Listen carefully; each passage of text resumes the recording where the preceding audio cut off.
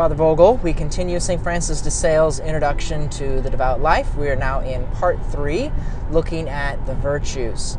The first chapter, he introduced us to virtues and begin thinking about what specific virtue or virtues is God calling me to really kind of focus on as the virtue that I should work on. And in the second chapter, he is going to give some more advice about selecting the virtues that we should pursue.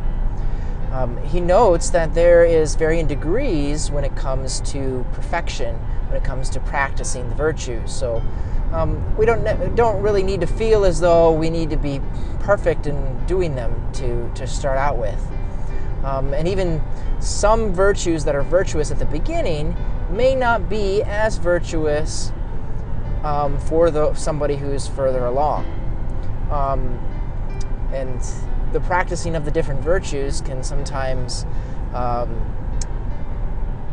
kind of balance one another out. He gives an example of St. Bernard of Clairvaux, who in the beginning was, he said, full of severity and harshness towards those that he would direct, especially towards their imperfections, their sinfulness. And he says that was actually a manifestation of a virtue, that he had this ardent zeal for perfect purity.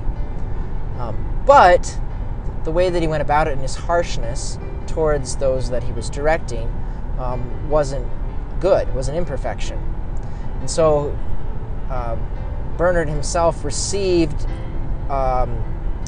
correction through vision by God, infusing him with a gentle and kind, amiable and tender spirit.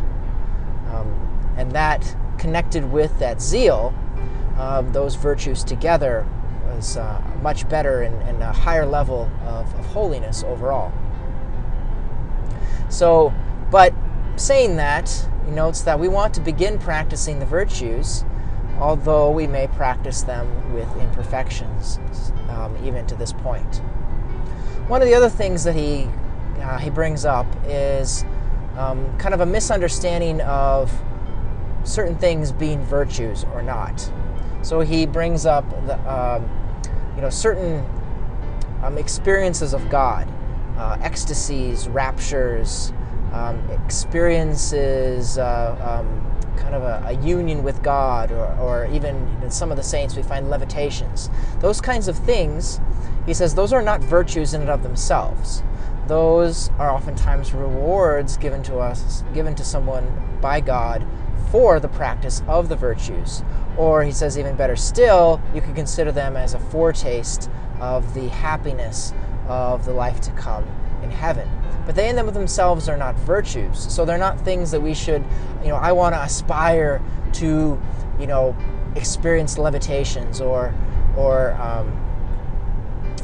any of those kinds of amazing things we see some of the saints do. He says those are gifts from God. So they're not things that we can come about and create in us, but they're only things that we can receive from God upon His time.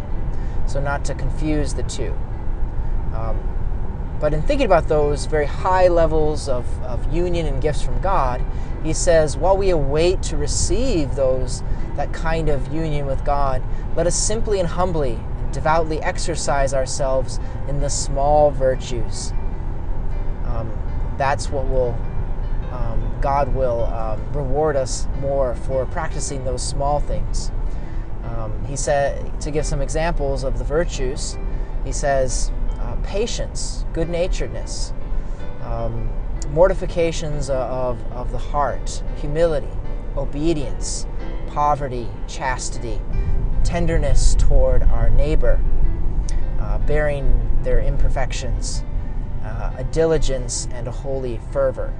So these are the virtues that are more suited for us as we begin, rather than seeking the highest of God's gifts from the very beginning. He says, using an analogy, he says we would do well to kind of, begin by serving the Lord in His kitchen.